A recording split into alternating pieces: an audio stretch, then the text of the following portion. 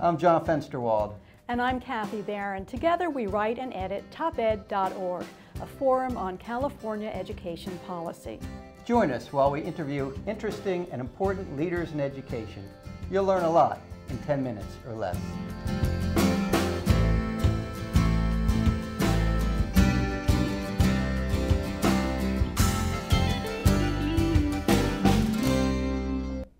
Hi, I'm John Fensterwald, and I'm pleased to have with me today Anthony Cody, a National Board Certified Science teacher from Oakland, author of the teacher magazine blog Living in Dialogue, and organizer of the subject that we want to talk about today, the Save Our Schools March on Washington, D.C. on Saturday, July 30th. Welcome, Anthony.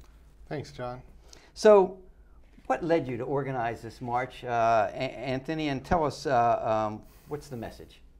Well, I have worked in the Oakland schools for the last 24 years, and 18 of them as a teacher at a high poverty school. And I've seen over the last 10 years how No Child Left Behind has really led us to make such an emphasis on standardized test scores, and labor under the false idea that labeling schools as failures is an effective way to get them to improve.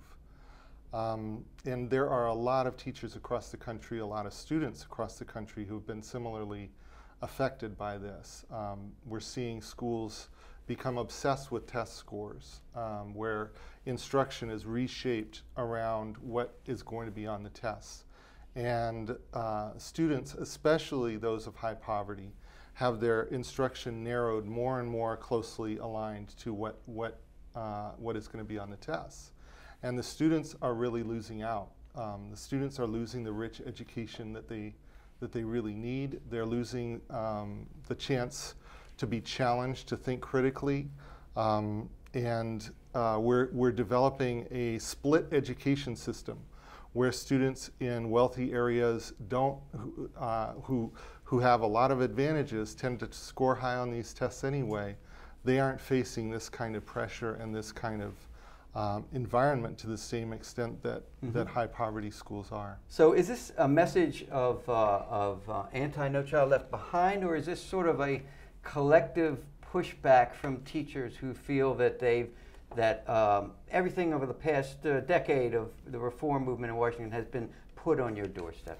Well, I think it's a bit of both, and we have not just teachers involved, we also have parents and students who have stepped up, who are also increasingly frustrated with the obsession over testing. And I think a lot of us went into teaching because we wanted, I chose to teach in Oakland because I wanted to serve students who live in poverty. I knew that there were huge needs there, and I fashioned my teaching career around inquiry, around challenging kids to think, to design their own experiments. And when you prepare students for a test, they are not going to be challenged to design an experiment. They're not going to be challenged to do in-depth projects. They're going to be challenged to respond to very straightforward questions. And so in a real sense, our curriculum has become dumbed down under the excuse that we're making it more challenging. And in fact, we've made it in some ways less challenging for our students and for our schools. Right. So you have 4 principles, messages that you want in the march, behind the march. But part of it is, I think, the belief that you're not being listened to as teachers, right? That you need to therefore literally come across the country to Washington, D.C., go right to the Ellipse, march to the White House. Yeah. So what's the message here? Please listen to us. You're not part of the dialogue. We have really tried over the last 2 years to engage the administration in dialogue. A lot of us, teachers and parents, worked to elect President Obama, and we're really heartened when he spoke about the need to move away from standardized tests. Even this year, he talked about how his own children had low-stakes tests, and he thought that there were we've piled on too many tests, were what he said. We should look at testing maybe every other year, he said, and we need to have tests that, that test students' abilities to do projects. But none of that is in the reforms that are being implemented by his own administration. And when we've pointed that out, we've hit a brick wall. So yeah, we do feel like we need to protest at this point because you know, we really expected much better from this administration, and we still do. So when you hear a change in a tone or a message from Secretary Duncan, do you feel that maybe some of this message is getting through to him and it needs to be reflected in the reauthorization of No Child Left Behind, or the Elementary Secondary Education Act as it's formally known? I'm still waiting to hear a change in policies from Secretary Duncan.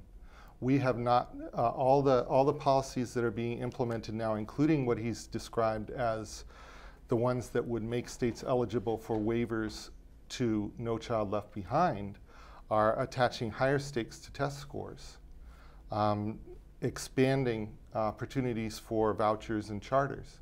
So I don't see this administration, in terms of policies, really listening to us. I see them making rhetorical nods to how much they honor teachers, but you do not honor us by tying our pay to test scores, by tying our teacher evaluations to test scores.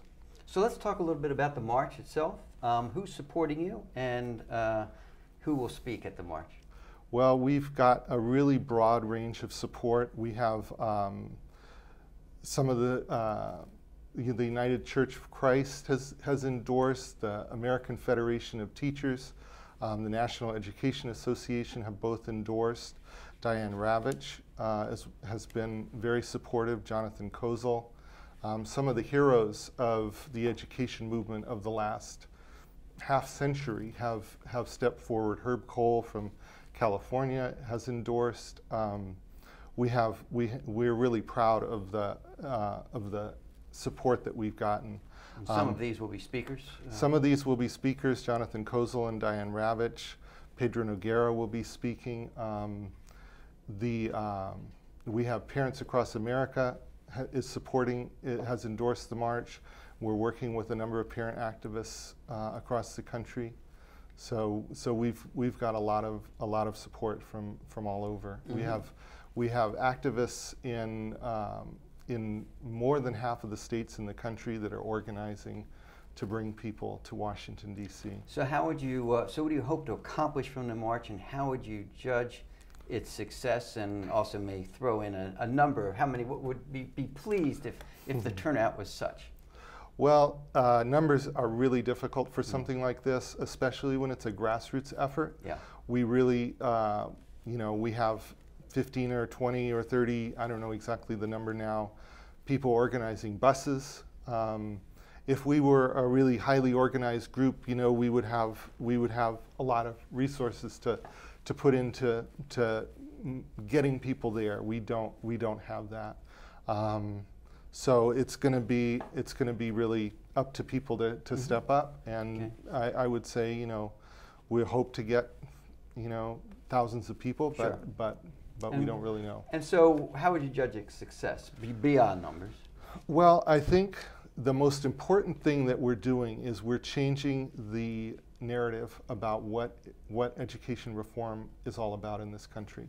For the last decade, education reform has been defined as No Child Left Behind, and the current administration picked that up and is continuing to run with it. We are determined to show a different face for education reform.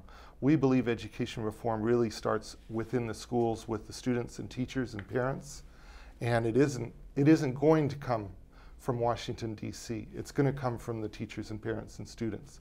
And the teachers, parents, and students across the country need to be inspired by our leaders to step up to the challenge that we have. They don't need to be punished for not raising test scores, which is the current approach. Well, Anthony, Cody, it's a message that's important to be heard. We wish you California weather in Washington in July and a good turnout. Thank to you. Hear what happens. Thanks very much. Thank you. I'm John Fensterwald. Thanks for watching.